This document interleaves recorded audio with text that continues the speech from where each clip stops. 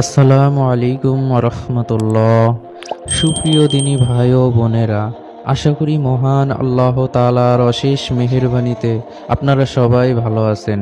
প্রিয় দর্শক, আজকে হারিয়ে যাওয়া একটি বিশেষ জিকির বা দোয়া নিয়ে আলোচনা করব ইনশাল্লাহ, যেটি আর কাউকে সচরাচর করতে দেখা যায় না। আমরা অনেকেই অন্যান্য দোয়া ঠিকই পাঠ করি, কিন্তু এই দোয়াটির ফজিলত আমরা যেন ভুলেই গেছি। অথচ রাসূলুল্লাহ সাল্লাল্লাহু আলাইহি ওয়াসাল্লাম বলেছেন, যে ব্যক্তি সবসময় আল্লাহ তাআলার এই গুণবাচক নাম নিয়মিত পাঠ করবে, ওই ব্যক্তির আল্লাহ তাআলার পক্ষ হতে ধন দৌলত লাভ করবে। সুবহানাল্লাহ।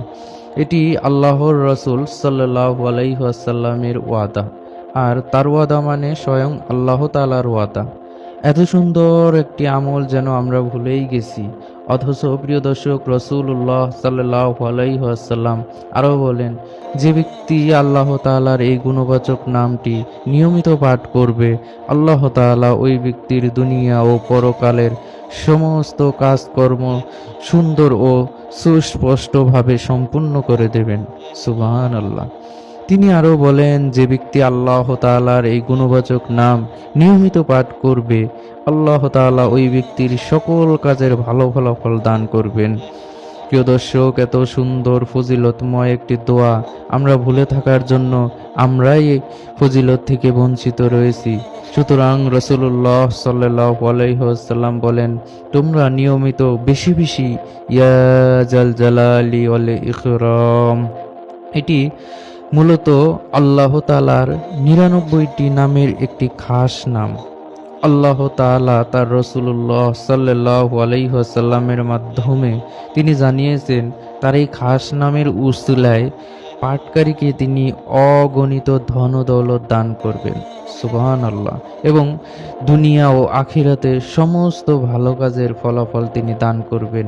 প্রিয় দর্শক, ইয়া জাল জালালি ওয়াল ইকরাম, আল্লাহ পাকের এই খাস নামের অর্থ হচ্ছে সমস্ত সৃষ্টি জগতের অধিপতি, যিনি সৃষ্টিকুল থেকে পরকালের হকদার ও একমাত্র প্রশংসার যোগ্য, মহত্ব, বরত্ব এবং দয়া ও ইহসানের অধিকারী।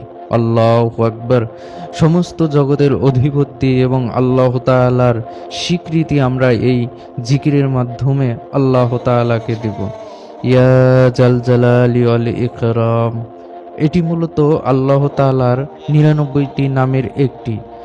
এই নাম বেশি বেশি পড়তে বলা সুপ্ত রহস্য ফুটে ওঠে এর অর্থের দিকে গভীরভাবে খেয়াল করলে।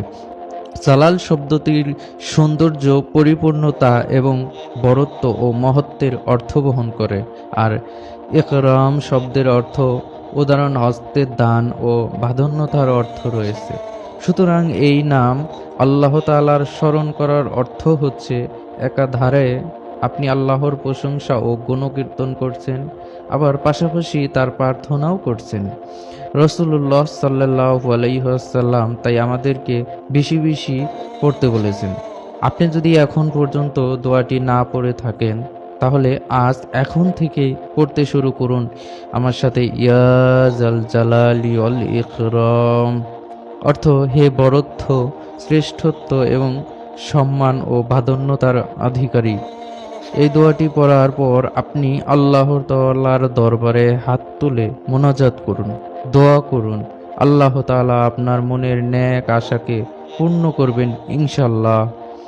দোয়াটি পড়ার নিয়ম হলো, প্রত্যেক ফরজ নামাজের পর 11 বার আপনি এই জিকির অর্থাৎ ইয়া জাল জালালি ওয়াল ইকরাম করবেন। আল্লাহ তাআলা আপনার যে কোনো দোয়া ইনশাআল্লাহ কবুল করবেন। আল্লাহ তাআলা আমাদের সবাইকে এই হারিয়ে যাওয়া মূল্যবান জিকিরটির আমল করার তৌফিক দান করুন। আমিন।